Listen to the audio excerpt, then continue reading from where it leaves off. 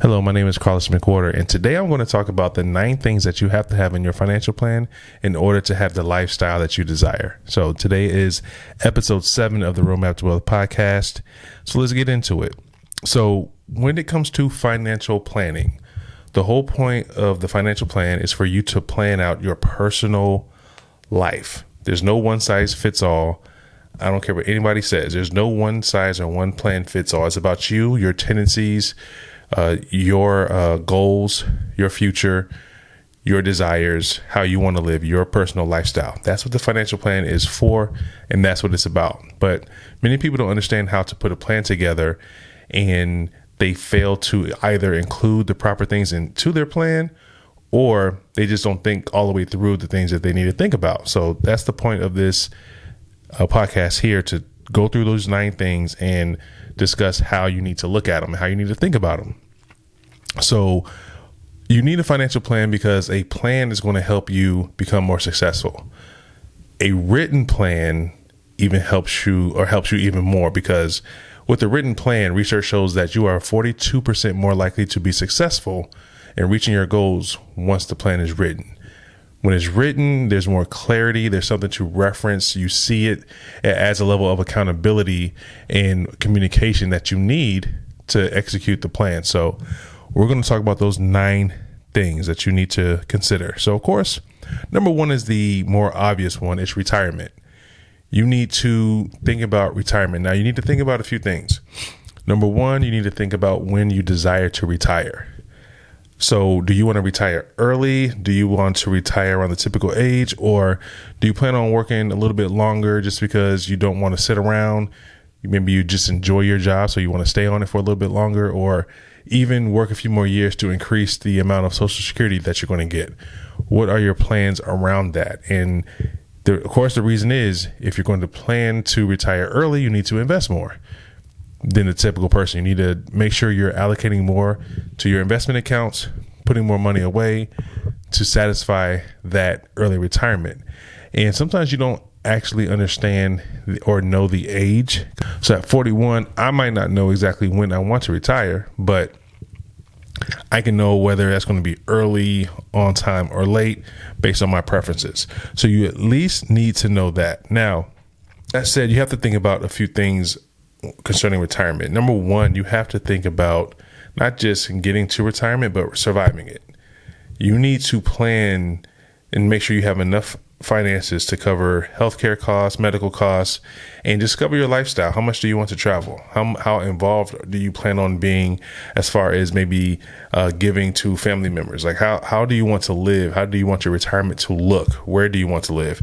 These things matter and need to be a part of your plan, obviously. So when it comes to retirement, it is the number 1 reason to have a financial plan. So obviously that's going to be number 1 on the list. Number 2 is education. So to the parents out there, consider this: education cost has increased over or about 175% since the year 2000. So if you have young kids, you're looking at costs probably going upwards of 100% from where they are now when it comes to education costs, if this trend continues. So you have to consider a few things. You have to consider how much money you're going to put away to save for their college. What is your savings goal for college the day they step on campus? You want to be at what dollar amount? You got to think about this, because as that money is invested, you really only have to be worried about year number 1 during year number 1, or you only have to pay for year number 1 that first year. So that money can still be invested for year 2, 3, and 4, still earning some money. Then of course, year 2, you got to take care of year 2. You still have 2 more years of expenses that could be invested, earning some dividends and still growing. So you have to think about what's your target amount to have day 1 when that child steps on campus. Think about that goal. And even if you can't save enough to reach that goal right off the bat, start saving. Of course, you're going to increase that savings and hopefully you can reach that target, but you have to start. You got to start getting that thing rolling to invest for those education costs. So number 3 in the plan, vehicles, your car. We all need, typically, most of us, certain people either don't drive based on where they live or how they're living, but most of us are going to have a vehicle. So we have to plan right now you can plan out how many cars you're going to own for your life. You can plan out every 6 years, 7 years, however, whatever it is, you can plan the purchase of the car, the estimated value when it's time to get a new car, if you're going to trade it in, what the value might be for a down payment. You can plan to just use your car for a down payment, or plan to invest and save for a down payment as well. You can plan all of these things out throughout your life. So this is something that's very important, because with the average right now, the average payment is about $750 for new cars, a little bit lower, maybe about $550, $575 for used cars. So the car expenses are messing a lot of people up when it comes to their budget and just monthly living, because they spend so much on car, and then car insurance has gone up, and fuel, of course. We understand that vehicles are putting a lot of stress on Americans. So you want to make sure you are effectively planning for that vehicle. And some things to just remember: the goal is to stay out of trouble when it comes to your vehicle. You want to invest at least 20% as a down payment. Afterwards, you want to try to get your loan terms less than 48 months. That's 4 years or less. Those two guidelines typically save people when it comes to buying a car that they can afford. Now, if it's a luxury car, if it's something that's a little bit higher than your budget, typically you can have that car if you plan for it, which means you might not be able to get it right now. Maybe 2, 3, even 4 years of effectively planning, then you can put enough money down to be able to afford that payment, and it can be reasonable. So just plan out how you want that to look. What type of car do you want? How many cars do you plan on buying throughout your lifetime? Like, literally, there's plans and illustrations that financial planners do, and I do it as well for some people, where you can actually see the timing of when they're going to buy a car and how much those cars could cost, and just estimates. Even though they're not exact, you want some type of visual that you can see that plans that out. Always want to have that benchmark. Number 4, vacations. Many people are taking vacations and putting it on their credit card. Sometimes these vacations are maybe last minute, not really planned. Not really, you want to go on vacation, but you're not really sure what you're going to do. So you don't really plan for it, because it's not in a written plan for you to actually see and expect those costs coming up in the future. Then the vacation comes, and we end up either spending more than we planned or not really planning for it. And now we're in the hole for the vacation. And of course, the vacation is necessary to improve mental health, to bond with friends and family, to reduce stress.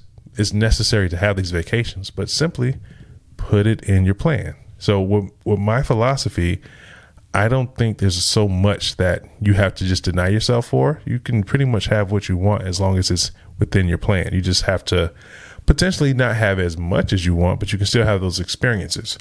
Again, plan. So make sure your vacations are in your plan, and you're putting away money each month, so that whenever you do have those vacations, you have that pot and you have it ready, and you can go without having added stress financially because you're in the hole or you're overextended for that vacation.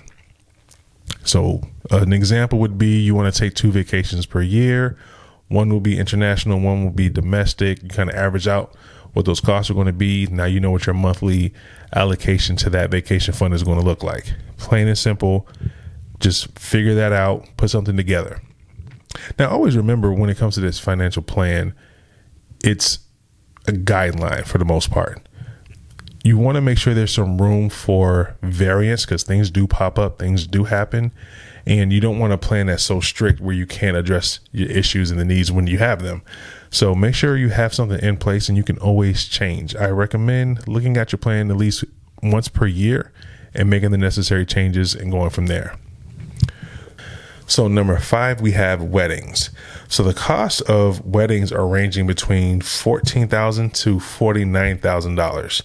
And most people are going into debt just for the wedding event. Now, understand you have a ton of costs. You have your travel, you have your venue, the catering, the cake. There's so much going on, and there's so many expensive things that goes into a wedding. So I understand the high cost. However, make sure you're planning for it.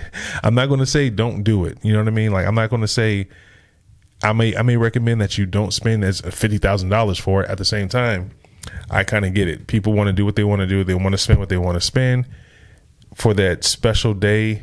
Totally understandable as long as you plan for it. So just make sure, if that's a consideration, that you're putting money aside and making sure that you're not putting you or your parents in a stressful situation for that day. So that's one of the things that you always want to plan for.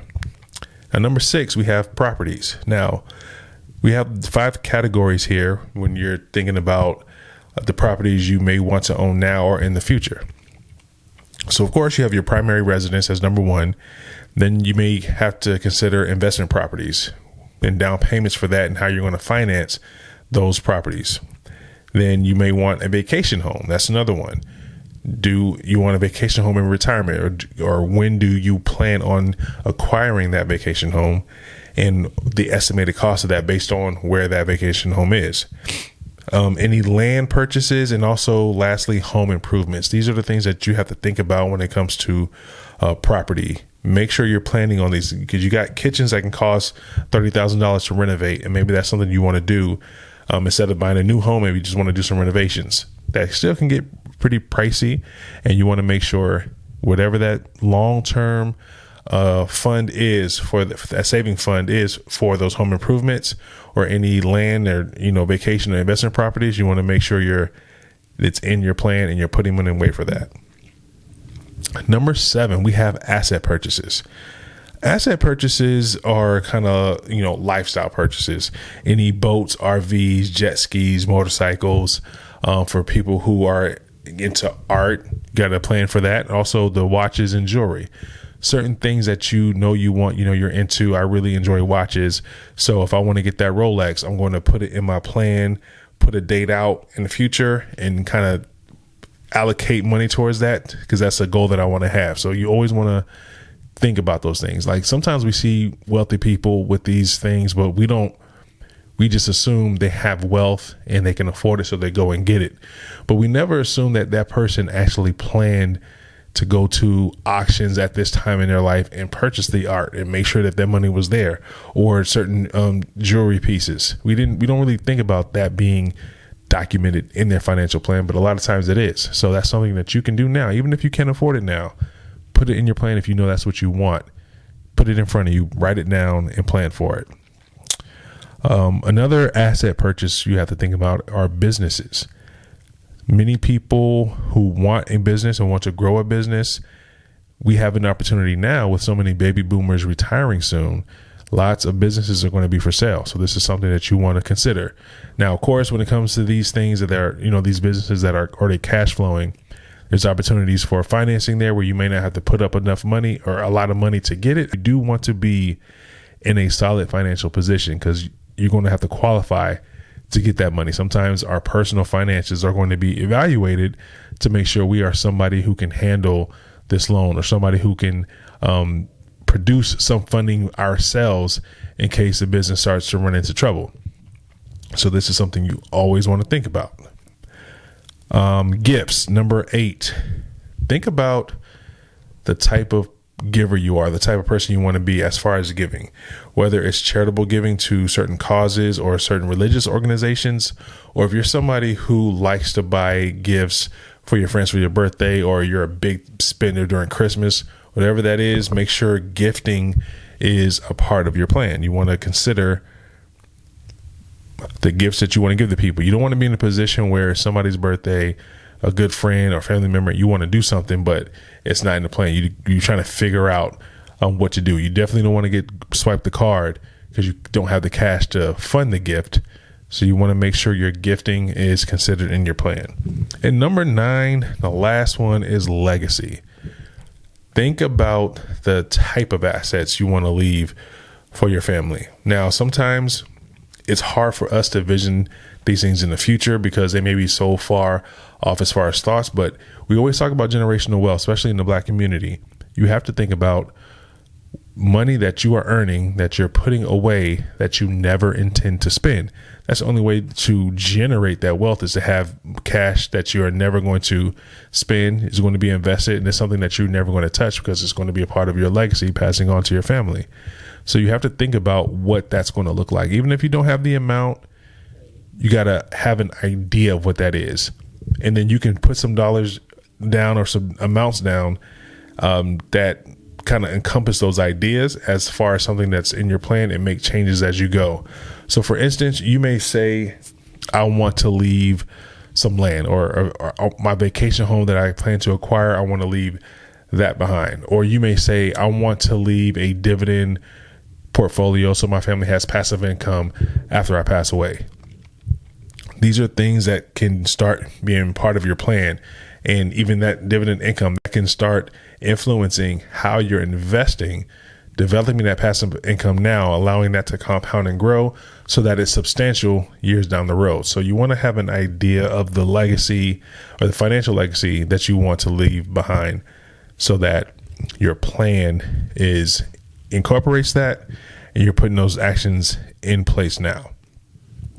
So again, a lot of these things are hard to vision, because I may want a boat, but I'm nowhere near being able to afford it. But the thing is, if you don't put it in your plan, you're probably never going to be able to afford it. So it's smart to do it now, even before you can afford it. Maybe even before you can actually put money away for it right now.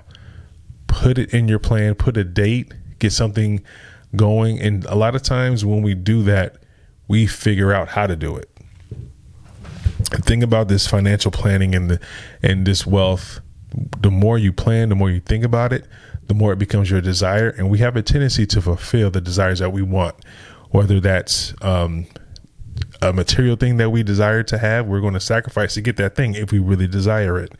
Financial freedom and wealth is the same way. When we really desire it, when we think about it, when we allow it to kind of consume us, and our actions start to fall in line with those things, because it gets pulled to the forefront of our desire. So you always want to figure some of this stuff out. Now, even if you don't get a professional plan in place, grab a pen and paper and start writing some of these things down so that you can start developing a plan. You may have no experience putting down a plan together. That's fine.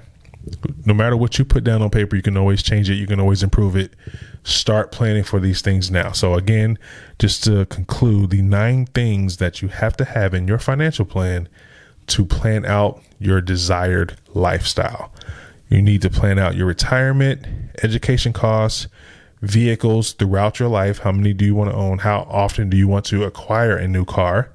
Your vacations, wedding is a big one for a lot of people. Property, whether it's your primary residence, your investments, your vacation or land that you want to acquire, and home improvements, asset purchases like businesses, art, jewelry, motorcycles, and gifts, personal or charitable gifts, and legacy. What do you want to leave behind for your family? So that wraps up this episode. I hope this was very helpful to you. Hope you can start incorporating some of these things into your financial plan, and I hope to see you in the next episode.